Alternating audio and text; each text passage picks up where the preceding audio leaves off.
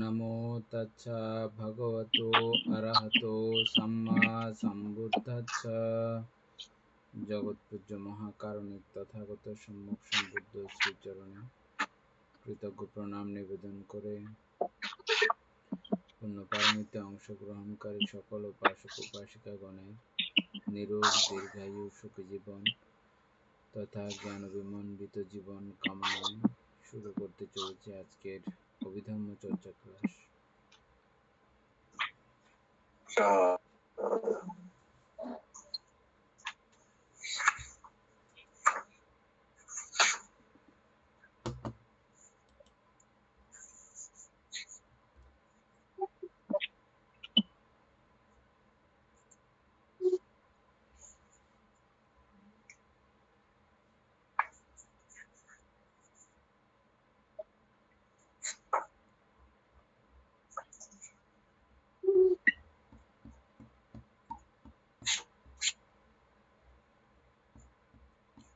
আমাদের page number কত ছিল?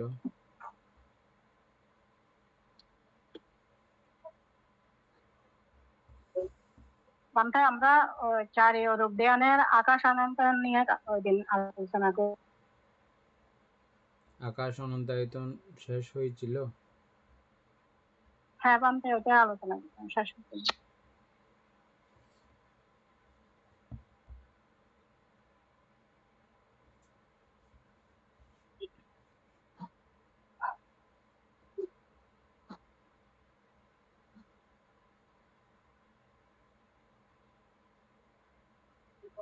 এরপরে বিজ্ঞান অনন্তায়তন ধ্যান, অমিতাপূর্ব বিজ্ঞান অনন্তায়তন ধ্যান সম্পর্কে যেটা ধারণা আছে পূর্বের, এটা একটু করে স্মরণ করার চেষ্টা করেন এবং বলেন।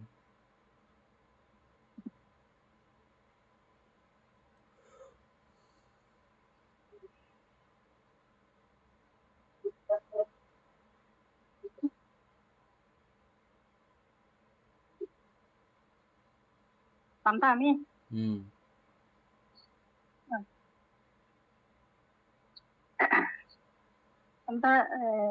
যখন সাধক ওই বিজ্ঞান আকাশ অনন্তয়ন ভাবনা করতে করতে যখন ওনার মনকে যখন মানে আকাশের মতো অনন্ত আকাশের মতো বিশাল চারিদিকে যখন উনি মানে ওনার চারিদিকে শুধু শূন্যতাই মানে উনি ছড়িয়ে আছে, ওনার চারিদিকে শুধু শূন্যতাই যখন দেখতেছে তখন উনি মানে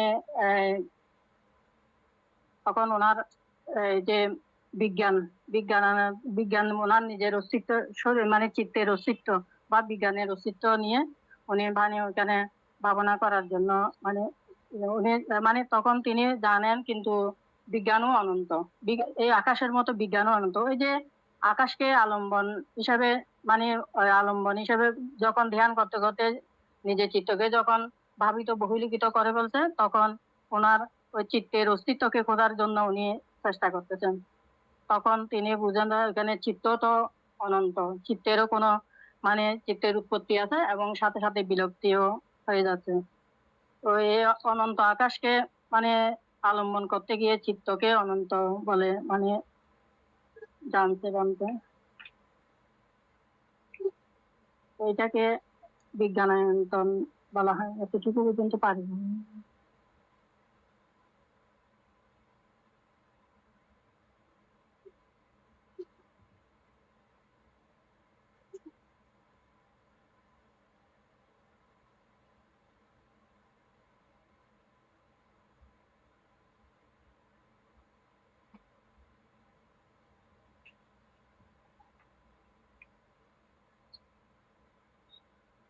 এনি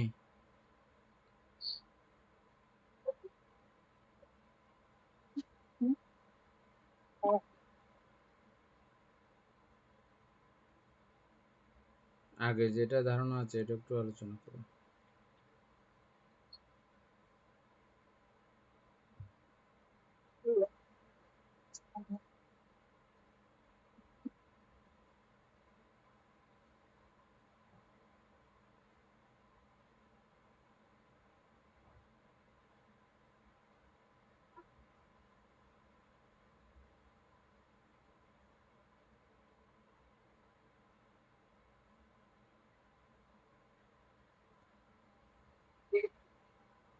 এনে মিউট করা।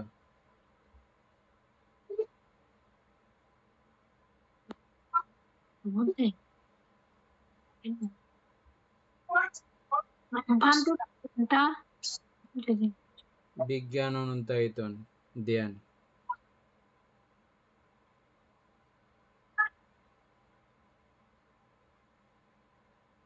আচ্ছা, বিজ্ঞান অনন্তায়তন হচ্ছে যে অর্থাৎ বিজ্ঞান অনন্তায়তন ধ্যানটা করার আগে ওনাকে আকাশ অনন্তায়তন ধ্যানটা করতে হবে।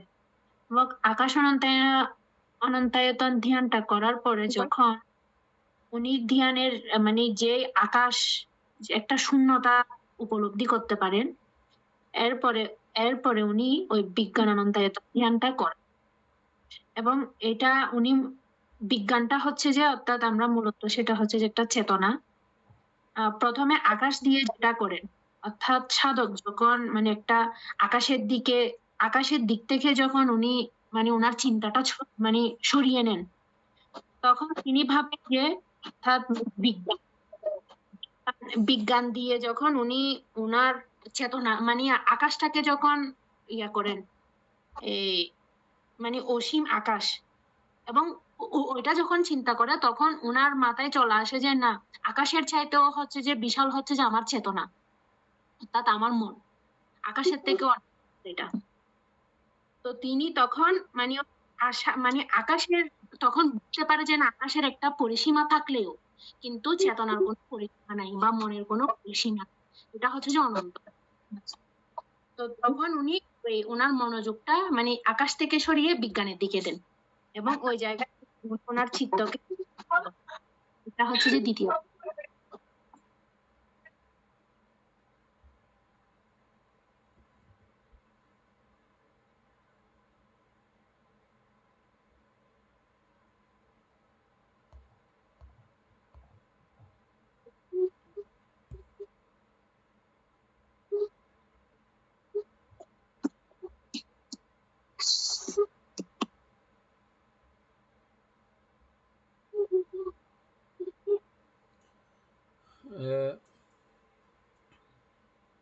আকাশ থেকে বিজ্ঞানকে বড় মনে করেন না। আকাশ এই অপরিসীম অবস্থাকে দেখতে হলে দেখে কে বিজ্ঞানের মাধ্যমে আমরা বিজ্ঞান বুঝে আসছি।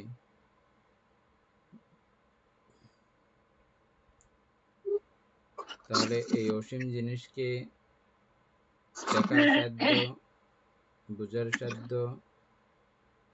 আছে অসীমেরই। তাহলে দেখে কে বিজ্ঞানেই, তাহলে বিজ্ঞানও এখানে অনন্ত। এই জন্য বিজ্ঞান অনন্ত আয়তন, বিজ্ঞান অনন্ত আয়তন। এভাবে আমরা খুব সংক্ষিপ্তভাবে আগের রূপরেখা ছিল। তারপরে এখন যেটা নিকে পাঠাইছি এটা করো।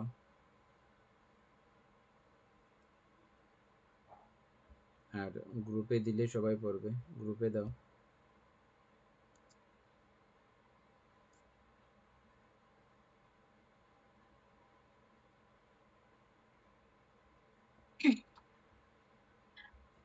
আপনি ক্রমান্বয়ে অরূপ ধ্যানের গভীর প্রবেশ করেছেন।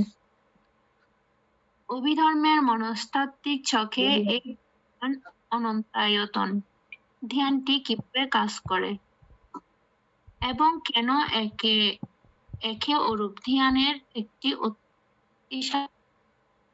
সন্ধিক্ষণ বলা হয়, তা আরো সুনির্দিষ্টভাবে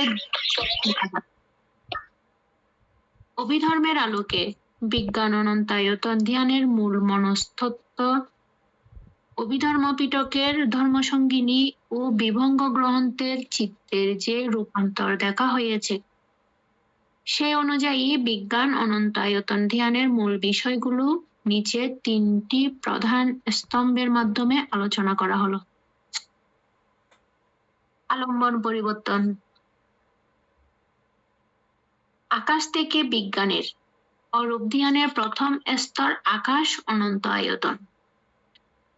এই সাধকের ধ্যানের বিষয় বা আলম্বন ছিল অসীম আকাশ, অর্থাৎ স্থান বা শূন্যতা।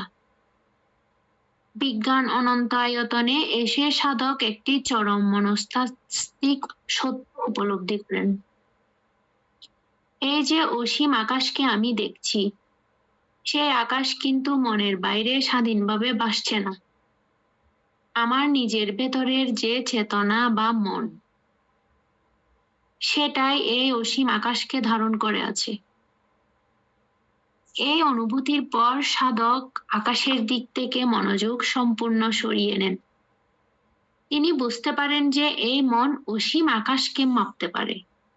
সে মন বা চেতনা নিজেও অসীম। তখন তিনি অসীম আকাশের আলম্বন বর্জন করে নিজের সেই অসীম চেতনার উপর মনকে একাগ্র করে। মনের ভাবটি হয় বিজ্ঞান অনন্ত। চৈতসিকের বিশ্লেষণ।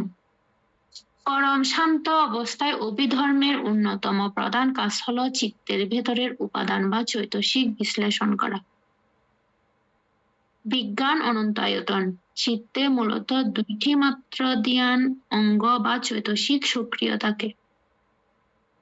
উপেক্ষা, কোনো স্থূল আনন্দ বা সুখের অনুভূতি এখানে থাকে না। মন সম্পূর্ণ নিরপেক্ষ এবং পরম শান্ত এক সমতার স্তরে অবস্থান করে। একাগ্রতা, মন অন্য কোনো দিকে বিন্দুমাত্র বিচ্যুত হয় না। নিজেরই অসীম চেতনার স্রোতে পুরোপুরি স্থির থাকে। চিত্তের বিন্যাস। অভিধর্মীয় প্রকারভেদ। সাধকের আধ্যাত্মিক যোগ্যতা অনুযায়ী অভিধর্মের বিজ্ঞান অনন্তায়তন চিত্তকে 3 ভাগে ভাগ করা হয়েছে। 1 কুশল চিত্ত, 2 বিপাক চিত্ত, 3 ক্রিয়া চিত্ত। কুশল চিত্ত। সাধারণ সাধক বা আর্য পুদ্গলরা যখন এই ধ্যান অর্জন করেন, তখন এটি পূর্ণময় বা কুশল চিত্ত হিসেবে গ্রহণ করে। 2 বিপাক চিত্ত।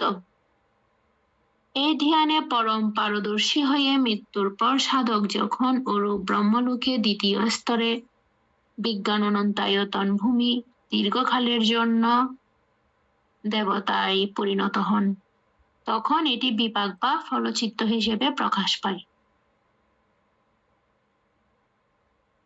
ক্রিয়াচিত্ত। বুদ্ধ বা অরহৎগণ যখন এই ধ্যানে মগ্ন হন, তখন তাদের চিত্তে নতুন কোনো কর্মের সৃষ্টি হয় না। একে ক্রিয়াচিত্ত বলে। এটি কেন অন্যান্য অরূপ ধ্যানের চেয়ে আলাদা? 4টি অরূপ ধ্যানের মধ্যে বিজ্ঞান অনন্তায়তন হলো একমাত্র স্তর যেখানে মন নিজেকে নিজের বিষয় বানায়। প্রথম স্তরে আকাশ মন একটি বাহ্যিক অভাবকে দেখছিল। কিন্তু দ্বিতীয় স্তরে বিজ্ঞান এসে মন সম্পূর্ণ অন্তর্মুখী হয়ে নিজেরই অনন্ত রূপকে দর্শন করে। অভিধর্মের পরিভাষায় একে বলা হয় বিজ্ঞানের দ্বারা বিজ্ঞানকে জানা। এটি লৌকিক চেতনার এক পরম উচ্চ অবস্থা, যা মনকে পরের স্তর অর্থাৎ আকিঞ্চায়তন অর্থাৎ কিছুই নেই এ যাওয়ার জন্য প্রস্তুত করে তোলে।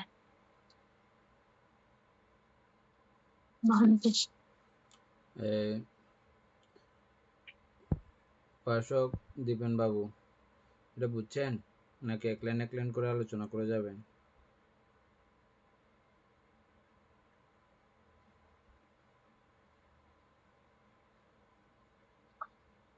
একটু আলোচনা করলে ভালো।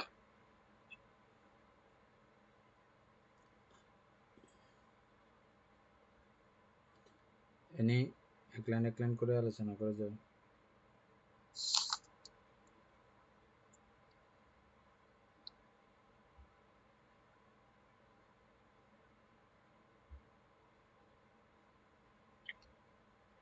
আমরা 1 নাম্বার থেকে আলোচনা করতে পারি, মানে আলম্বন পরিবর্তন।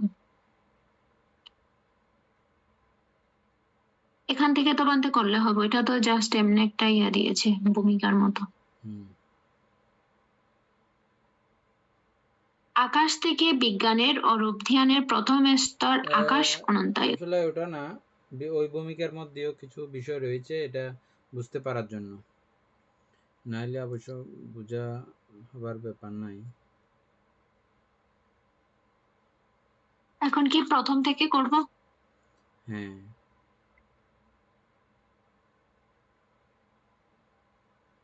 আপনি ক্রমান্বয়ে অরূপ ধ্যানের গভীরে প্রবেশ করেছেন। অভিধর্মের মনস্তাত্ত্বিক চোখে এই বিজ্ঞান অনন্তায়তন ধ্যানটি কিভাবে কাজ করে এবং কেন একে অরূপ ধ্যানের একটি অত্যন্ত শক্তিশালী ও গুরুত্বপূর্ণ সন্ধিক্ষণ বলা হয়, তা আরো সুনির্দিষ্টভাবে দেখে নেওয়া যাক। এটা তো বুঝছি মোটামুটি। হ্যাঁ দিবেন বাবু, এই জায়গাগুলোর মধ্যে যেটা যেটা মনে হয় যে এটা একটু আলোচনা করা দরকার, এগুলো বলবেন। উপাসিকা অমিতা বড়ুয়া, উপাসক পুতুল বাবু, উপাসক জ্ঞানেশ্বর সিংহ, যেখানে যেখানে মনে হয় যে এটা একটু আলোচনা করা দরকার, এগুলো জানাবেন।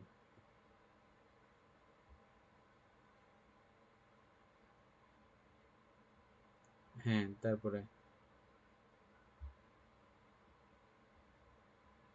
অভিধর্মের আলোকে বিজ্ঞান অনন্তায়তন ধ্যানের মূল মনস্তত্ত্ব, অভিধর্ম পিটকের ধর্মসঙ্গিনী ও বিভঙ্গ গ্রন্থের চিত্তের যে রূপান্তর দেখানো হয়েছে, সে অনুযায়ী বিজ্ঞান অনন্তায়তন ধ্যানের মূল বিষয়গুলো নিচে তিনটি প্রধান স্তম্ভের মাধ্যমে আলোচনা করা হলো। আচ্ছা, এটা মানতে অর্থাৎ ধর্মসঙ্গিনী আর বিভঙ্গ মানে দুটোটার হ্যাঁ পুরো, অর্থাৎ এগুলো পুরো অভিধর্মের আলোকে।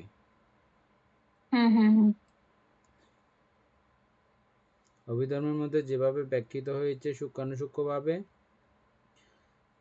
একইভাবে এই আমরা যেহেতু অভিধর্মই পড়তেছি, অভিধর্মের আলোকেই এটা আমাদের আলোচনা চলছে।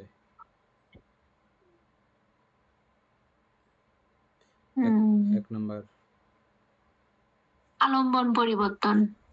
আকাশ থেকে বিজ্ঞানের অরূপ ধ্যানের প্রথম স্তর আকাশ অনন্তায়তন। এই সাধকের ধ্যানের বিষয় বা আলম্বন ছিল অসীম, অর্থাৎ স্থান বা শূন্যতা।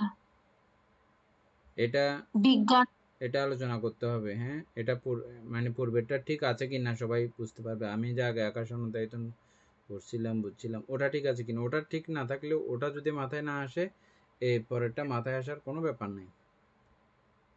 সেজন্য এটা সবাই ক্লিয়ার হয়েছে কিনা ইয়ে করতে হবে। উপাসক দীপেন বাবু, ঠিক এই জায়গাতে আপনি যেটা বুঝছেন এটা রিপিট করেন একটু, এনে খেয়াল করতে হবে।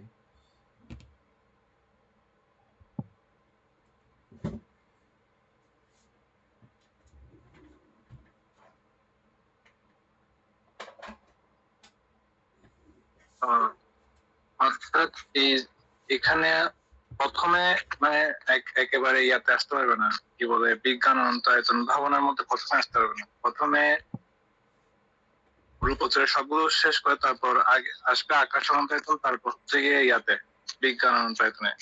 এখন এই আকাশ অনন্তায়তনের মধ্যে যে বিষয়টা সেটা হচ্ছে গিয়ে মানে অর্থাৎ এখানে আকাশ বলতে বোঝাচ্ছে শূন্য স্থান, মানে শূন্যতা বা স্থান, এটাকে বোঝাচ্ছে। তো এটা যখন সাধক ধ্যান করতে করতে যখন এটা যখন শূন্যতা, এখানে স্থান বা শূন্যতা ওরকম, স্থান বলতে তো আমরা যে কোনো একটা জায়গা বুঝি, এটা হয় না। হ্যাঁ, শূন্য স্থান, আকাশ, অসীম আকাশ বা শূন্য স্থান, ওভাবে এখানে ওই এটা মিস্টেক হয়েছে একটু। হ্যাঁ, স্থান বা শূন্যতা এরকম না, শূন্যতা। শূন্যতা হবে যেটা, ঠিক আছে, স্থান হবে না। অর্থাৎ এই শূন্যতার বিষয়টা হচ্ছে অনন্ত অসীম, সেটা প্রথমে আগে ধ্যানের মধ্যে আসতে হবে, তারপরে ওইখান থেকে তারপর বিজ্ঞান অনন্তায়তনে যেতে পারবে আর কি।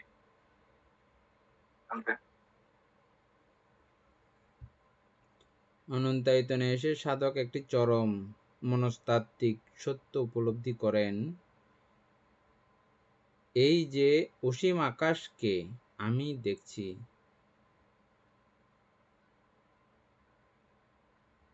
আমরা অসীম আকাশ দেখেছিলাম, মনে আছে? সেই অসীম আকাশ কিন্তু মনের বাইরে স্বাধীনভাবে ভাসছে না।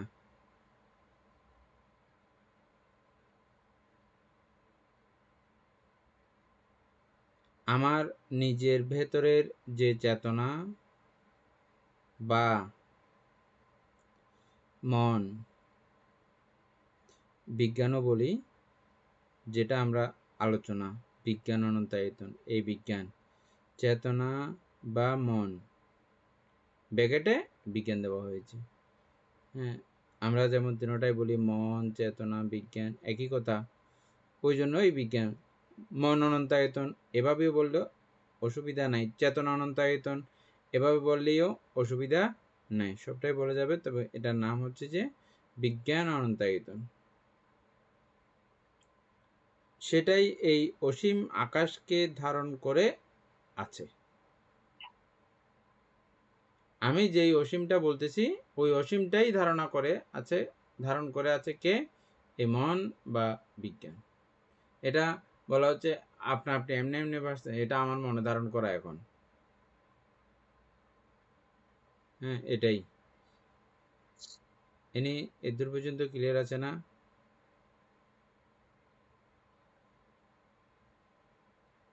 ভান্তে বিজ্ঞানের আগে ভান্তে যেটা চতুর্থ ধ্যান ওইখান থেকে করেন না, হ্যাঁ, ওইটা যদি ওই যেটা পঞ্চম ধ্যান, আমরা তো পঞ্চম ধ্যান অবশ্যই ইয়াকেও বলি, চারি অরূপ ধ্যানকেও বলি, পবিত্র পিঠকে। তো ওইখান থেকে যখন ওই চতুর্থ ধ্যান থেকে আলোচনাটা করা আসলে মনে হয় ভালো হবে। মানে সেটা আকাশটা উনি কিভাবে দেখেছেন, অর্থাৎ চতুর্থ ধ্যানের পর উনি আকাশটা কিভাবে দেখেছেন, ওইখানে তো রূপ ছিল, তো ওই রূপটাকে সরিয়ে কিভাবে উনি এই আকাশটাকে দেখেছেন ওই বিষয়টা। আচ্ছা, এই ক্লাসে তুমি ছিলে না তখন নাকি? এগুলো আমরা আলোচনা করি নাই যে টোটালি।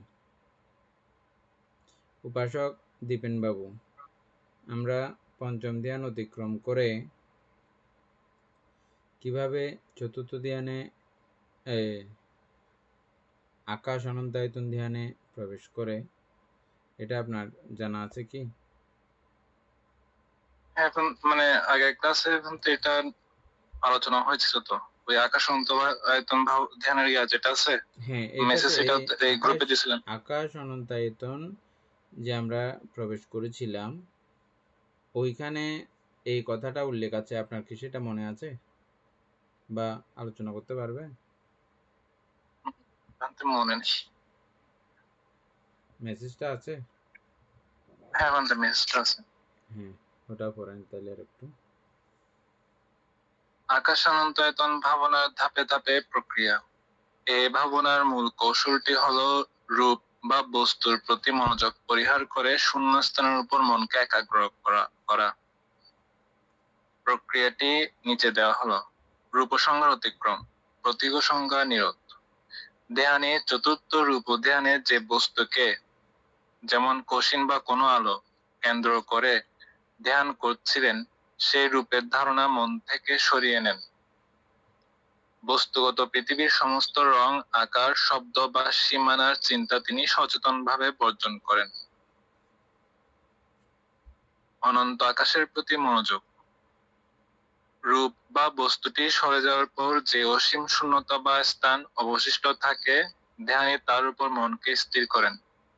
তিনি মনে মনে অনুধাবন করেন আকাশ অনন্ত, অর্থাৎ আকাশ অনন্ত, এই মহাশূন্যের কোনো শেষ নেই। চেতনার বিস্তার।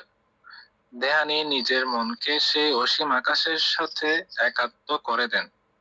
তিনি আর নিজেকে একটি নির্দিষ্ট দেহে বা সীমাবদ্ধ ভাবেন না, স্থানে সীমাবদ্ধ হবেন না। তার চেতনা চারপাশের অসীম শূন্যতায় ছড়িয়ে পড়ে। যেখানে মন যায় সেখানে কেবল অসীম ও সীমাহীন আকাশ বা স্থান বিরাজ করে। আনতে এতটুকু হচ্ছে এটা আকাশ অনন্ত ভাবনায় ইয়ার প্রবেশ এনে করার প্রক্রিয়া। এনে যেটা বুঝছো এই কথার আলোকে এটা একটু করে তোমার নিজের ভাষায় বলো।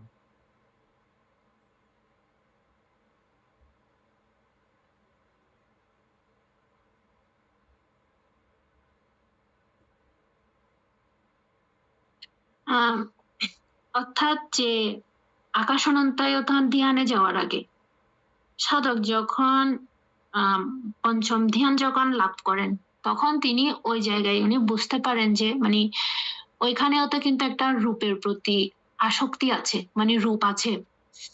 তো ওই আসক্তির থেকে বা সূক্ষ্ম একটা আসক্তি হোক বা তৃষ্ণা হোক যেটা আছে ওই রূপের প্রতি তখন উনি বিরক্ত হয়ে একটা অরূপ ধ্যানের মধ্যে যায় আর কি, অর্থাৎ রূপের প্রতি বৈরাগ্য উৎপন্ন করে।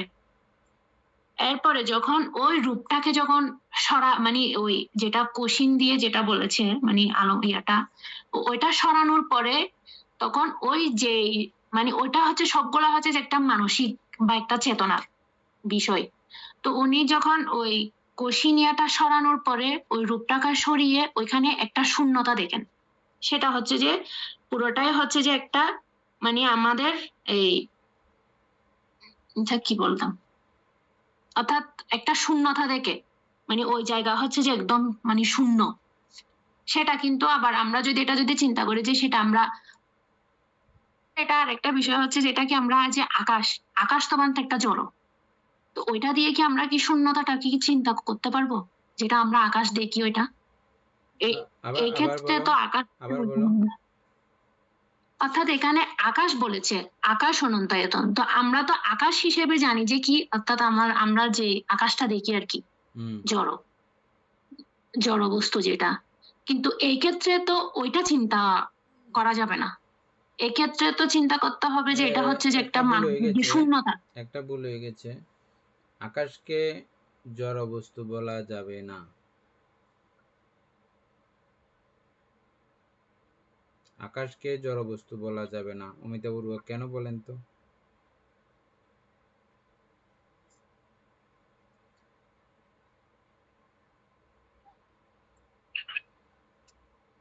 আকাশ তো বানতে শূন্য, এটা তো মানে জড় বস্তু, এখানে শূন্য যখন এটা তো এখানে বস্তু, এটা তো বস্তু জড় বস্তু নয়, এটা বানতে এটা তো শূন্য, এটা তো মানে কিছু নাই। যেখানে আমরা চারি মহাভূতের মধ্যে দেখেছি ওখানে যে ওই যে চারি মহাভূতের মধ্যে এখানে খণ্ড বিখণ্ডতা সবগুলো মানে এখানে আছে। তো ওখানে যে একটা বায়ু থাকলেও ওখানে একটা মানে বায়ুর মাঝখানেও একটা মানে এই যে খণ্ড বিখণ্ডিত একটা সামান্য হলেও একটু শূন্যতা আছে বলে আমরা এটা জেনেছি। তো ওখানে তো এটাকে জড় বস্তু বলা যাবে না বলতে। এনে বুঝা গেছে?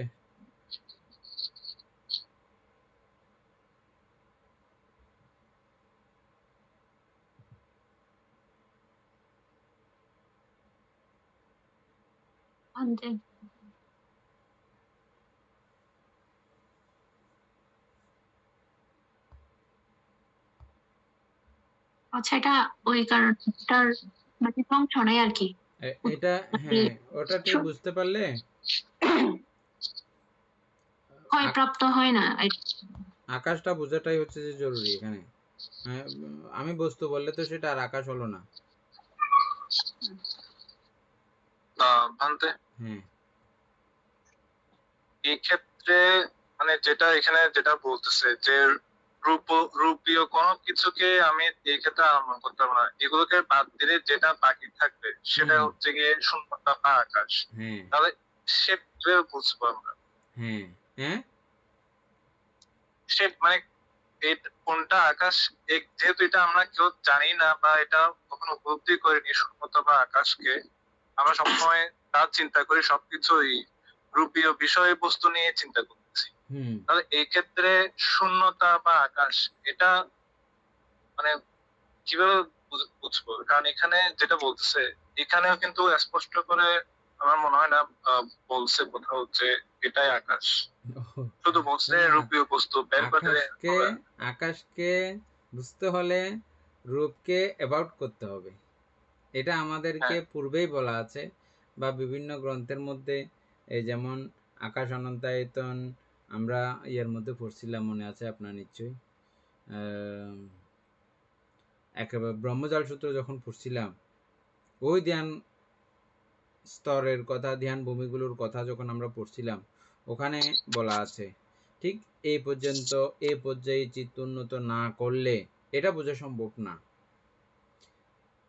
ঠিক 28 প্রকার রূপ সম্পর্কে যথাযথ পরিচয় না হইলে এই রূপ বর্জন, রূপ না থাকা অবস্থা, এটাও বোঝা সম্ভব নয়। এটা কিন্তু পরিষ্কার। 28 প্রকার রূপের অনস্তিত্বেই আকাশের অস্তিত্ব। বুঝা গেছে এখন? 28 প্রকার রূপের অনস্তিত্বেই এই আকাশের অস্তিত্ব। ওইভাবে ধারণ করে চিন্তা করতে হবে। এনের যে প্রশ্নটা,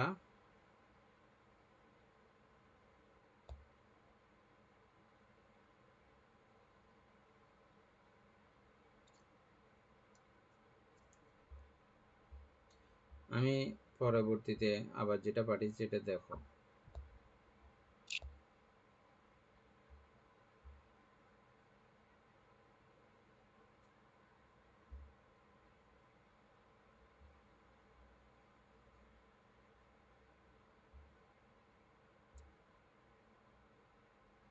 একদম লাস্টেরটা।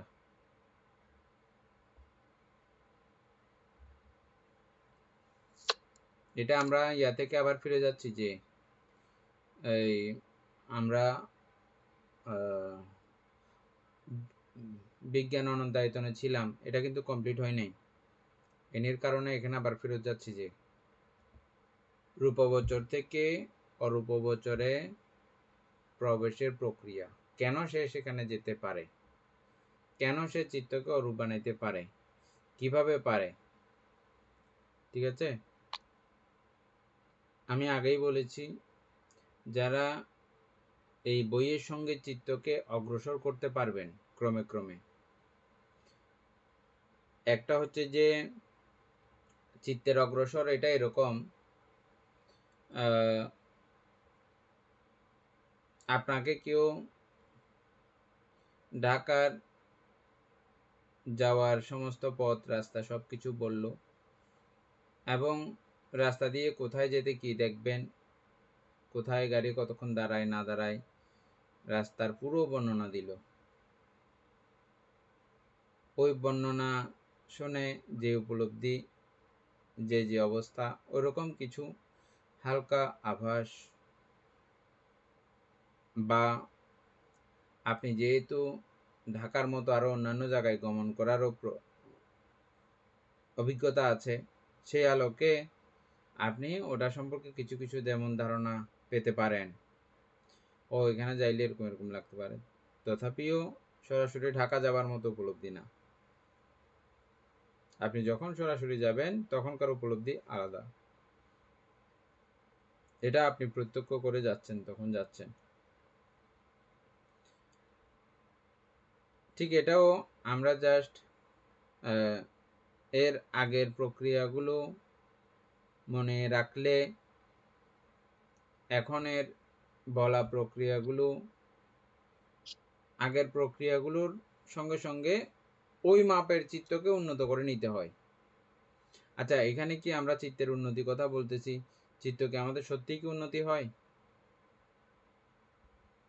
এগুলো বোঝার জন্য, ধারণ করার জন্য চিত্ত কি সত্যিও উন্নত হয়? কিভাবে হয় উদাহরণ কেউ দিতে পারবেন?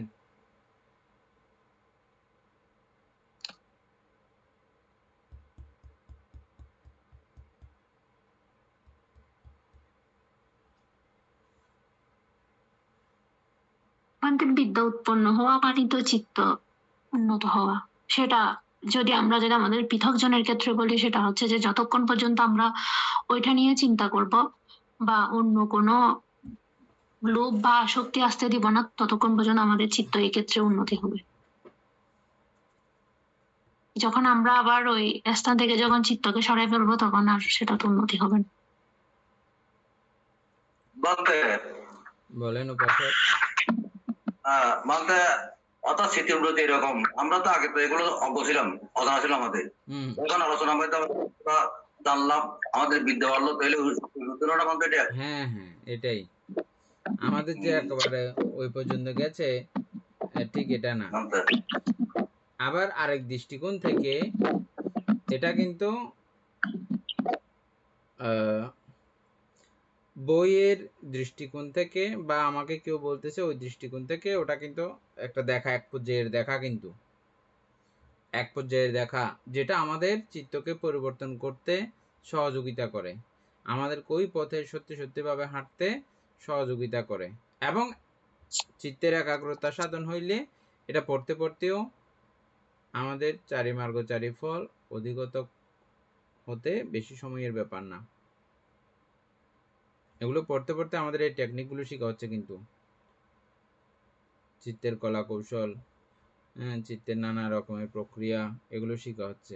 উদাহরণস্বরূপ কোনো সরাসরি বাল্য শিক্ষা পড়তেছে এমন মানুষকে আপনি কোনো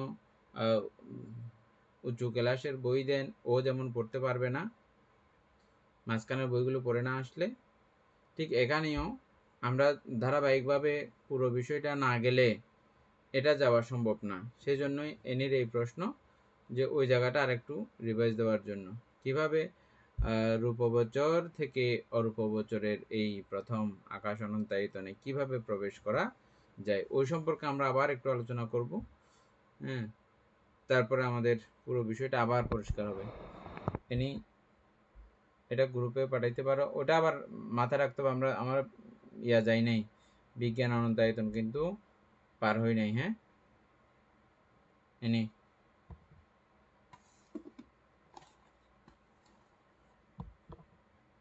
গ্রুপে পাঠাতে হবে সবাই করার জন্য।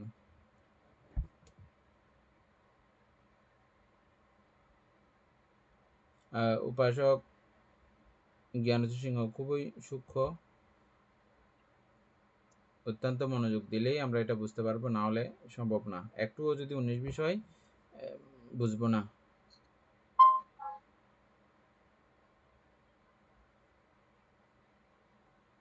ভান্তে এটা বিজ্ঞান অনন্তায়তনের তো চারি অরূপ ধ্যানের কথা বলছে। আমি লাস্ট পাঠাইছি, একদম লাস্ট। হ্যাঁ, ওইটা আর কি। বৌদ্ধ দর্শনের উচ্চস্তর মনস্তত্ত্ব ও অভিধর্ম পিটকের বিশেষ করে হ্যাঁ, পেয়েছি।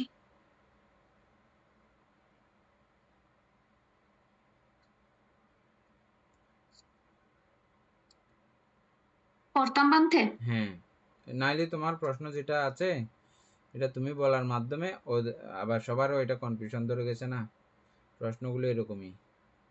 অমিতাবুরু, আমি ঠিক বলছি কি না?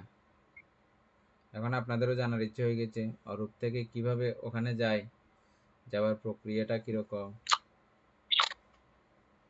হ্যাঁ, আমাদের প্রত্যেকের হালকা পাতলা এটা জানা হয়েছে, তারপরে এটা এভাবে পড়লে আর একটু পরিষ্কার হবে, সেজন্য। ঠিক আছে নি? বুদ্ধ দর্শনের উচ্চতর মনস্তত্ত্ব বা অভিধর্ম পিটকের বিশেষ করে ধর্মসঙ্গিনী গ্রন্থে চিত্তের বিন্যাসের রূপাবচর ধ্যানকে মূলত 5টি স্তরে ওই গ্রুপে পাঠানো ভাগ হয়েছে? করা হয়েছে। হ্যাঁ, পাঠিয়েছি। অভিধর্মের এই নিখুঁত মনস্তাত্ত্বিক চকে পঞ্চম রূপ ধ্যান হলো রূপ জগতে এবং অরূপ জগতের মধ্যকার সেই সুনির্দিষ্ট সেতু বা ট্রানজিশন পয়েন্ট, যেখান থেকে সাধক অরূপ ধ্যান আকাশ অনন্তায়তনে প্রবেশ করেন। নিচে অভিধর্মের আলোকে পঞ্চম রূপ ধ্যান থেকে আকাশ অনন্তায়তনের উত্তরণের সুনির্দিষ্ট মনস্তাত্ত্বিক রূপান্তর আলোচনা করা হলো। পঞ্চম রূপ ধ্যানের মানসিক অবস্থা। অভিধর্মের পঞ্চক পদ্ধতি অনুযায়ী পঞ্চম রূপ ধ্যানে পৌঁছাতে মনের সব ধরনের স্থূল উপাদান ধুয়ে মুছে যায়। এটা খুব এই স্তরে গুরুত্বপূর্ণ পয়েন্ট এটা। হ্যাঁ, খুব গুরুত্বপূর্ণ পয়েন্ট এই জায়গাটা আবার। অভিধর্মের পঞ্চক পদ্ধতি অনুযায়ী পঞ্চম রূপ ধ্যান পৌঁছাতে পৌঁছাতে মনের সব ধরনের স্থূল উপাদান ধুয়ে মুছে যায়। যেগুলো স্থূল উপাদান এগুলো ওখানে পৌঁছাইতে পৌঁছাইতেই সবগুলো ধুয়ে মুছে যায়। এটা কি বোঝা গেছে? উপাদান মানে উপাদান উপাদান এভাবেও মানে বলতে পারি আমরা, যে সূক্ষ্ম রূপ বাদ দিয়ে স্থূল রূপ, এভাবে সূক্ষ্ম রূপ স্থূল রূপ পড়ছিলাম না? যেগুলো সূক্ষ্ম রূপ আছে এগুলো কে যদি বাদ দিয়ে আরগুলো স্থূল রূপ, তাইলে ওই যে স্থূল উপাদান ওইভাবেও আমরা চিন্তা করলে এটা চলে আসতেছে। উপাসক দীপেন বাবু কি বলতে চাইছেন বলেন। আমি এটাই আসলে জানতে চাচ্ছিলাম স্থূল উপাদান বলতে কি এই তো বোঝাচ্ছে। বুঝা গেছে এখন না? এবার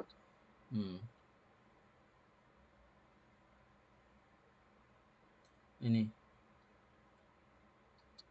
এই স্তরে চিত্তের কেবল দুইটি ধ্যানাঙ্গ বা চৈতসিক অবশিষ্ট থাকে: উপেক্ষা, পরম মানসিক সমতা বা নিরপেক্ষতা, সুখ ও দুঃখের অতীত।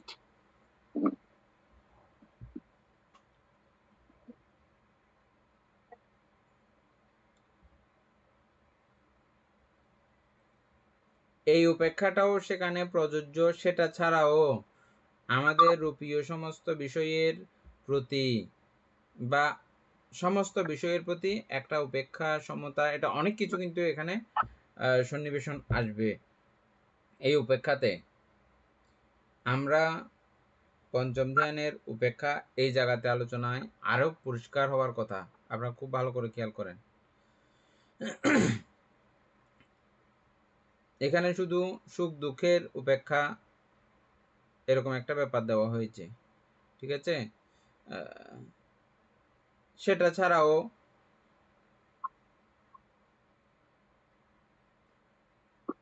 সমস্ত কিছুর প্রতি একটা নিরপেক্ষ একটা ধারণা। তবে এই নিরপেক্ষতা বা এই উপেক্ষা ঠিক ওই নির্বাণের উপেক্ষা ওই পর্যায়ের না। এটা আমাদের উপজগতের সমস্ত বিষয়ের প্রতি একটা উপেক্ষা ভাব। সেখানে সুখ দুঃখ বাদ নাই। এই সুখ দুঃখের প্রতিও অতীত বা উপেক্ষা সুখ দুঃখ অতিক্রম করে। হ্যাঁ, তারপর হচ্ছে একাগ্রতা, চিত্তের অবিচল একনিষ্ঠতা। যদিও এই স্তরে মন অত্যন্ত শান্ত, তবুও সাধকের ধ্যানের আলম্বন বা অবজেক্টিভ তখনও থাকে একটি রূপ বা বস্তুগত ধারণা, যেমন আলোর চাকা। সাধক উপলব্ধি করেন যতক্ষণ ধ্যানের পেছনে কোনো রূপ বা বস্তুর অস্তিত্ব জড়ানো থাকবে ততক্ষণ মন সম্পূর্ণ মুক্ত হতে পারবে না। রূপের এই সীমাবদ্ধতা ভাঙ্গার আকাঙ্ক্ষায় তাকে অরূপ ধ্যানের দিকে টেনে দেয়। এই জায়গাটা আবার করতে হবে।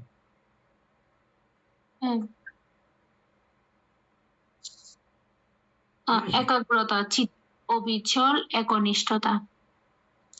যদিও এই স্তরের মন অত্যন্ত শান্ত, তবুও সাধকের ধ্যানের আলম্বন বা অবজেক্টিভ তখনও থাকে একটি রূপ বা বস্তুগত ধারণা,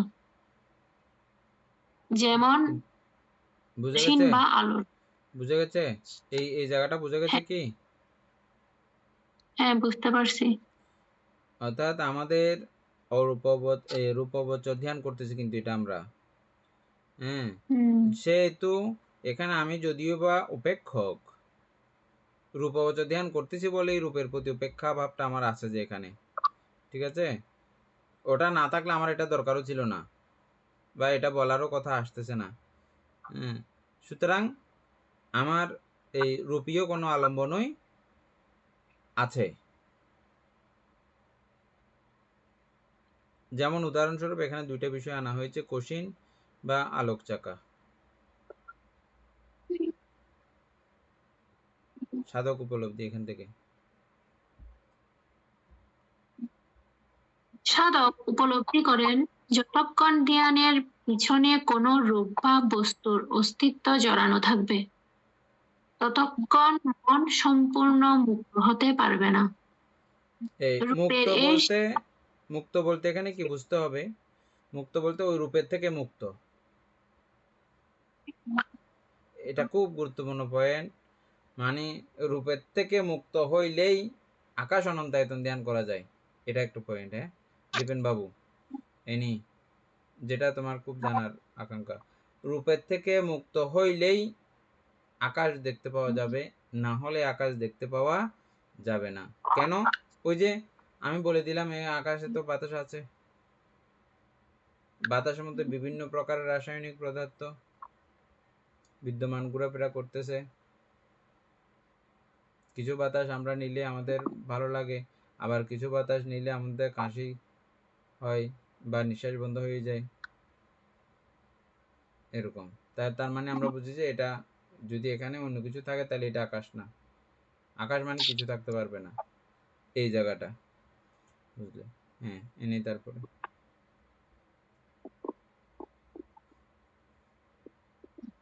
রূপের এই সীমাবদ্ধতা ভাঙ্গার আকাঙ্ক্ষাই তাকে অরূপ ধ্যানের দিকে টেনে দেয়। রূপ থেকে অরূপের উত্তরণের প্রক্রিয়া। অভিধর্মের ভাষ্য গ্রন্থ বিশুদ্ধি মার্গের অনুসারে পঞ্চম রূপ ধ্যান থেকে প্রথম অরূপ ধ্যান বা আকাশ অনন্তায়তনে যাওয়ার জন্য সাধক 3টি সুনির্দিষ্ট মানসিক পদক্ষেপ নেন। পঞ্চম রূপ ধ্যান, কশিন রূপ বর্জন, অসীম শূন্যতার উপলব্ধি, আকাশ অনন্তায়তন চিত্ত। এই জায়গাটা বুঝতে হবে খুব ভালো করে। হ্যাঁ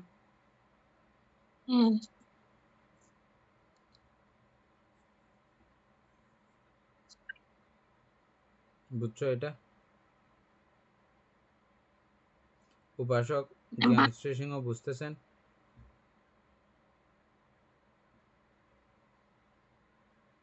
বুঝা যাচ্ছে। ঠিক আছে এনে তারপরে কশিন উদ্ঘাটন অর্থাৎ রূপের উচ্ছেদ। তার মনের ভেতর ধরে রাখা পঞ্চম রূপ ধ্যানের সে বস্তুর রূপ বা আলোক চাকাকে হঠাৎ করে মন থেকে সরিয়ে বা উদ্বোধন করেন। আচ্ছা এখানে সবার একটু ব্যতিক্রম হয়ে যেতে পারে।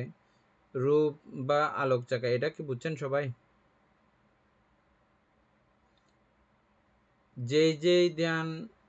যেই রূপের মাধ্যমে পঞ্চম ধ্যান পর্যন্ত আসা যায় এগুলো আমরা পড়ে আসছিলাম। কোনটা দিয়ে পঞ্চম ধ্যান, রূপগোচর পঞ্চম ধ্যান পর্যন্ত পৌঁছা যায় পড়ছিলাম, মনে আছে? এগুলো এই ক্ষেত্রে সবগুলো হবে, যেটা দিয়ে এখানে যাওয়া যায়। ভান্তে আলোটাও কি রূপ নাকি? হ্যাঁ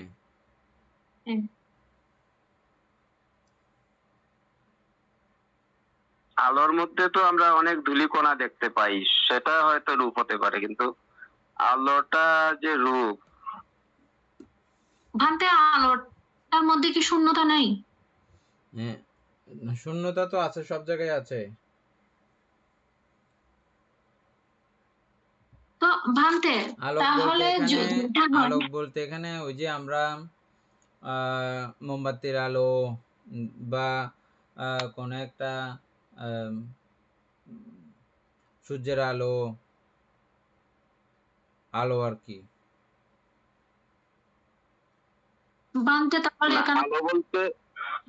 আলো বলতে সেই ধূলিকণাগুলো তো আমরা দেখতে পাই আলোর মধ্যে, তো ওই ধূলিকণাগুলো যদি না থাকে তাহলে আলোককে আমরা কি রূপ ধরতে পারি?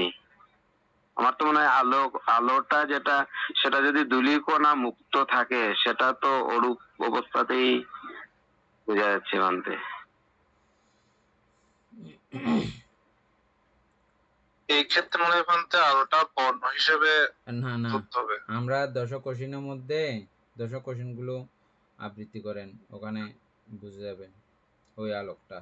ওই দশক কোশ্চিন থেকে এখানে আসছে যে অমিতাভ বড়ুয়া দশক কোশ্চিন আবৃত্তি করেন।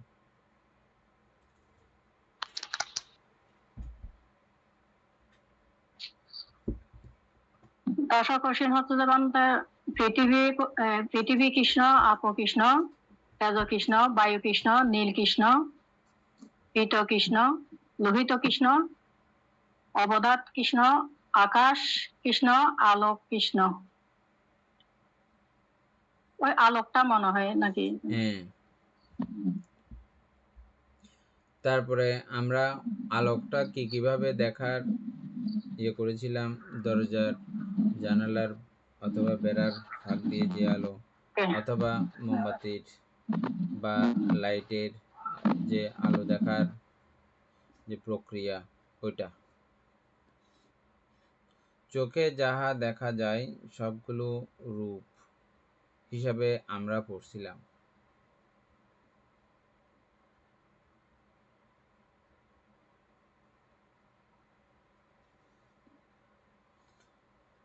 এবং এই রূপের মধ্যে সূক্ষ্মরূপ, স্থূলরূপ হিসাবেও আমরা জানছিলাম। এবারে বুঝে গেছি, মানে যেটা দেখা যায় সেটাই রূপ, তো আলোটা তো দেখা যায়, সেজন্য সেটা রূপ। হ্যাঁ,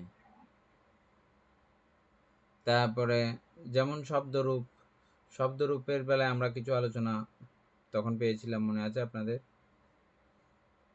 শব্দরূপের মধ্যে ওরকম কোনো রূপী অবস্থা নাই, এটা সংঘর্ষের কারণে তৈরি হয়েছে শব্দটা, মনে আছে? ওখানে কোনো চারি মহাভৌতিক ব্যাপার নাই।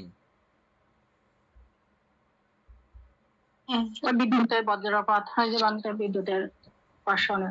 হ্যাঁ, ঠিক আছে।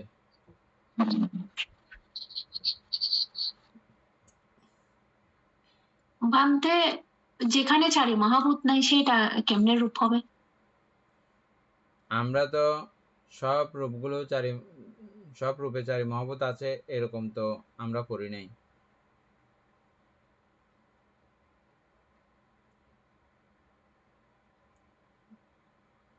ভূত উৎপন্ন, চারি মহাভূত উৎপন্ন, ঠিক আছে, কিন্তু চারি মহাভূত নাই এরকম অবস্থা কি আমরা পড়ছিলাম? পড়েছিলাম। এগুলো মনে আছে?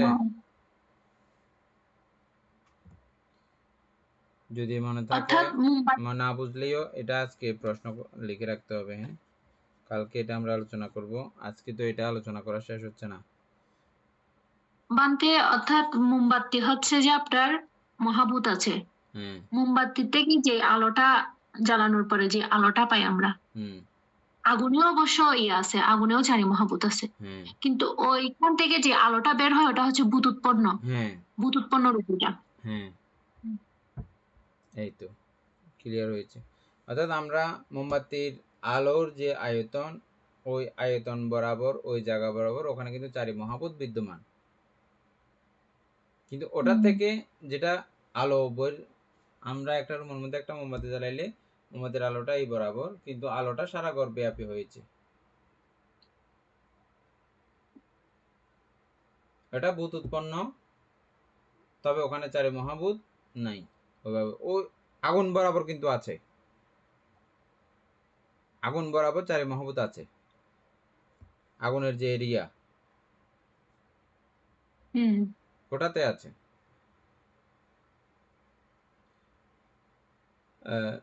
আরেকটা ব্যাপার আছে, যেমন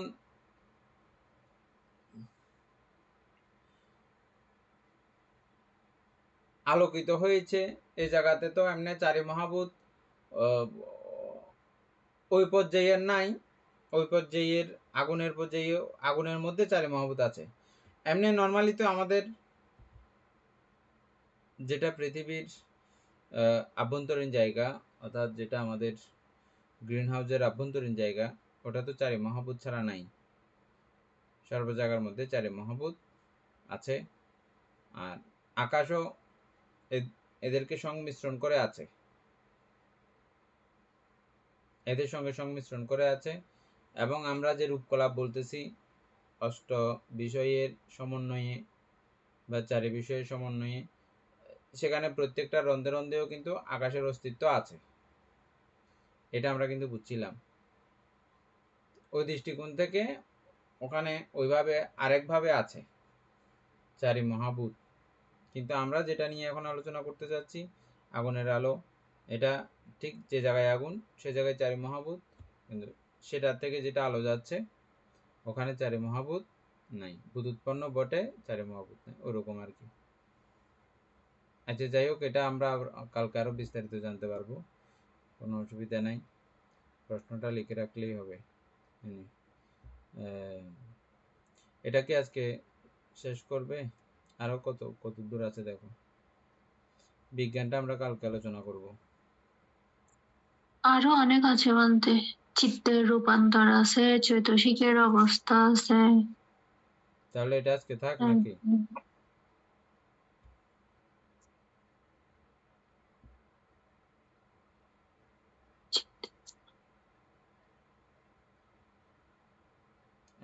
বুঝে বুঝে গেলে অবশ্য আজকে কভার করবেন না সময়, আর বুঝে না গেলে তো এমনি পরে লাভ নাই।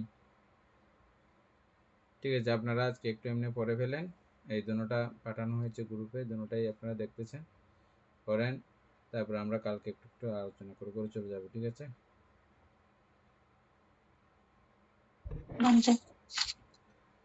সদ্ধর্ম প্রাণ প্রিয় উপাসক উপাসিকা বৃন্দ, এতক্ষণ যাবৎ আমরা অভিধর্ম আলোচনা করেছি, এতে আমাদের অপ্রমেয় পুণ্য সাধিত হয়েছে।